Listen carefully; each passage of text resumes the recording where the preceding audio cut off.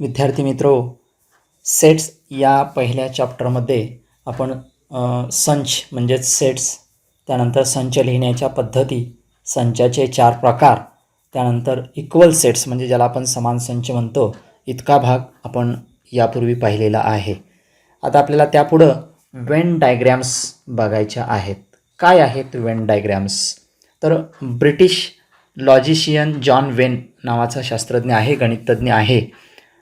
त्यानं पहिल्यांदा या संचांना क्लोज्ड फिगर्समध्ये म्हणजेच बंद अशा आकृत्यांमध्ये रिप्रेझेंट केलं, म्हणजे दाखवलं. त्याला वेन डायग्रॅम असं म्हणतात. आणि या वेन डायग्रॅमसाठी त्याने वर्तुळ, त्रिकोण किंवा चौकोन अशा कुठल्याही प्रकारच्या बंद आकृत्यांचा उपयोग केला. That means he used closed figures to represent that set and that is Venn diagram. For that Venn diagrams there are used circles, rectangle, triangle, etc. Any diagram, but it should be closed diagram, and in that closed diagram the elements of that given set are represented. See here, example,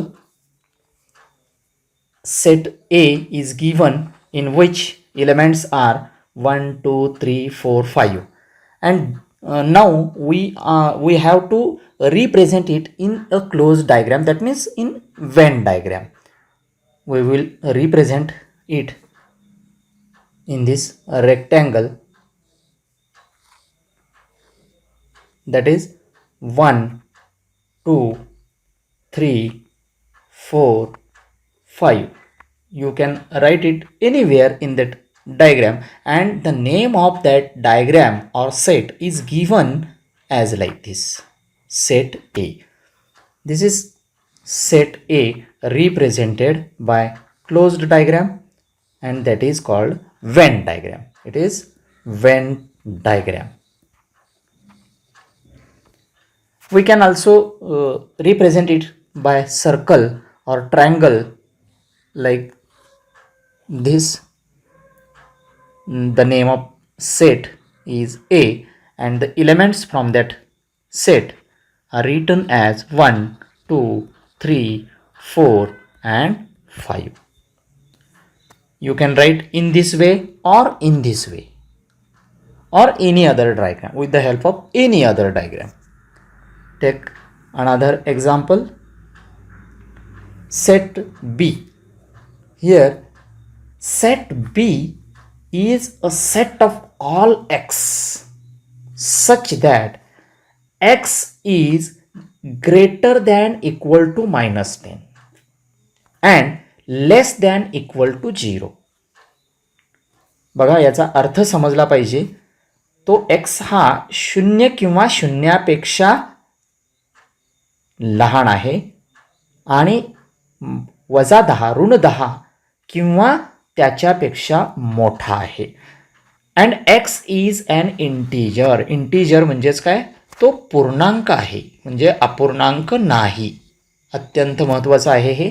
आणि x हा शून्यापेक्षा लहान आहे आणि -10 पेक्षा मोठा आहे. आपल्याला समजून घेता येईल. एक संख्या रेषा समजा आपण अशा पद्धतीनं घेतली की ज्याच्यामध्ये 0 आणि याच्या उजव्या बाजूला धनसंख्या 1 2 3 4 5 अशा पद्धतीनं पुढं घेता येतील, आणि डाव्या बाजूला ऋणसंख्या -1 -2 -3 किंवा ऋण असा शब्द वापरला तरी चालेल, -4 -5 -6 अशा पद्धतीनं आपण थोडीशी संख्या रेषा वाढवून घेऊया.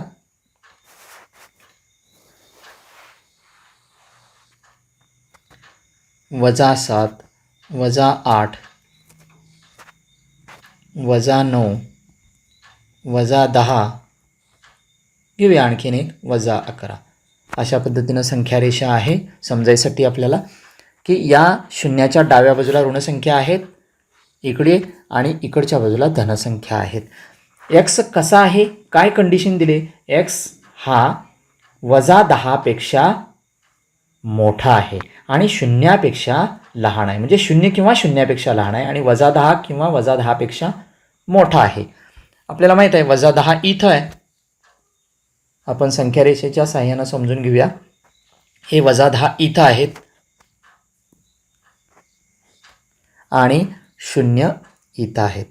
म्हणजेच ती संख्या -10 आहे किंवा -10 पेक्षा मोठी आहे आणि मोठी संख्या उजवीकडे असते आपल्याला माहीत आहे. पण शून्यापेक्षा ती लहान आहे. म्हणजे 0 आहे किंवा शून्यापेक्षा लहान आहे. याचा अर्थ -10 पासून 0 पर्यंतच्या संख्या त्या संचामध्ये येतील.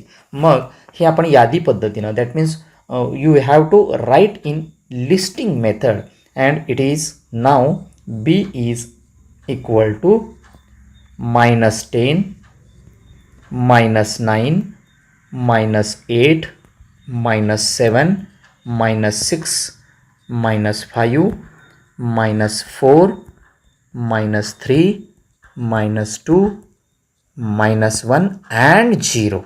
These are the elements of the given set. Now, what is the question? See here. What is the question? These are the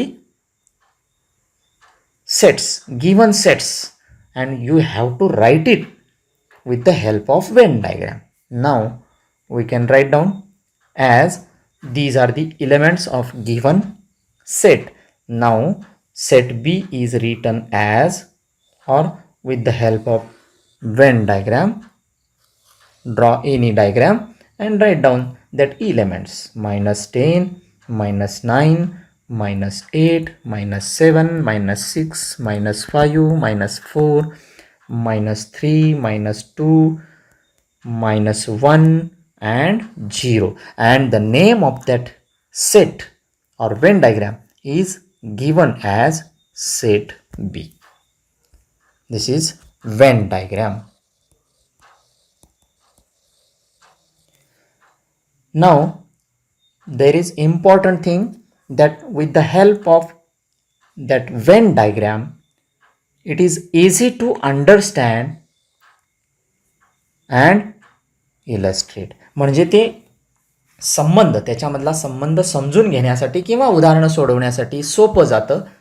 त्यांच्यातलं रिलेशन म्हणजे संबंध समजून घेण्यासाठी किंवा उदाहरणं सोडवण्यासाठी अशा पद्धतीनं वेन डायग्रॅम काढली तर आपल्याला सहजपणे समजतं. म्हणून वेन डायग्रॅमचा उपयोग केला जातो. बघूया आपण आणखी उदाहरणं काय आहेत. त्यापुढचं सबसेट. कशाला म्हणायचं? सबसेट म्हणजे ज्याला आपण उपसंच असे म्हणतो. कशाला म्हणायचं उपसंच? बघा, if A and B are two given sets, दिलेले सेट आहेत ए आणि बी. आपण इथं लिहूया ए आणि बी हे दिलेले सेट आहेत, संच आहेत. And every element of set B, या सेट बी मधला प्रत्येक घटक is also an element of set A, या बी मधला प्रत्येक घटक या सेट ए मध्ये आहे. बघा मी काय म्हटलं, every element of set B is also an element of set A. B मधला प्रत्येक घटक हा ए मध्ये आहे. Then B is a subset of set A. तेव्हा बी हा एचा उपसंच असतो. बी हा उपसंच आहे. कधी? जेव्हा बी मधले सर्व घटक ए मध्ये असतात तेव्हा या बीला एचा उपसंच म्हणतात. And it is symbolically written as B is subset of A. B is subset of A अशा पद्धतीनं लिहिला जातो. आता एक्झाम्पल्स बघा. Set A is given as the elements, it set having elements 1, 2, 3, 4, 5, 6, 7 and 8. And in set B, the elements are 2, 4, 6, 8. See here. The elements in set B, that is 2. There is 2 in set A. That is 4. It is also in set A. 6 is also in set A. 8, it also in set A.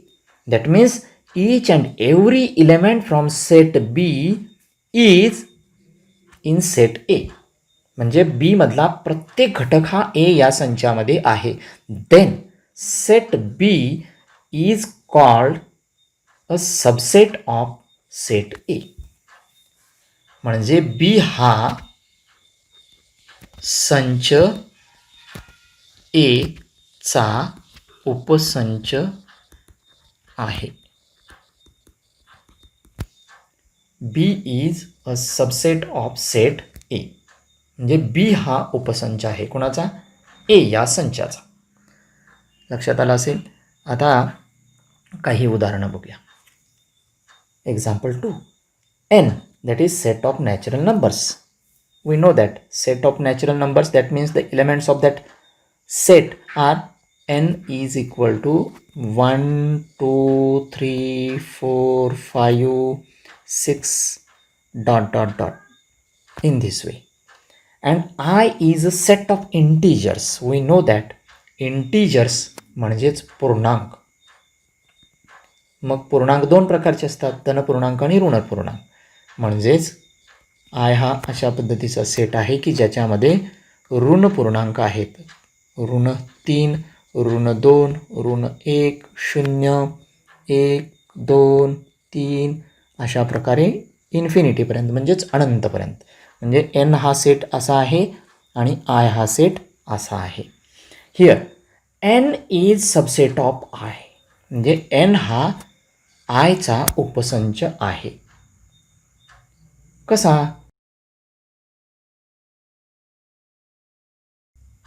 बघा तो कसा subset आहे आणि त्याची आपल्याला Wien diagram काढायची नाही. Wien diagram इथं काढायची नाही आहे. आपल्याला सबसेट आहे हे फक्त दाखवायचं आहे. कसं दाखवता येईल बघा बरं.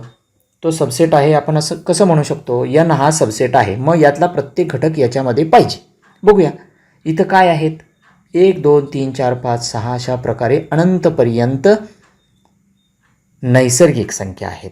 मग या संचामध्ये 1 2 3 4 5 6 अनंतपर्यंत नैसर्गिक संख्या आहेत का? तर आहेत. म्हणजे एन हा आय या संचाचा सबसेट आहे. म्हणजेच एन हा आय या संचाचा सबसेट आहे. का आहे? तर एन मध्ये येणारे सर्व घटक हे आय मध्ये आहेत, आय या संचामध्ये आहेत. म्हणून त्याला आपण एनला आयचा सबसेट म्हणणार आहे किंवा एनला आयचा उपसंच म्हणणार आहे. Okay, thank you.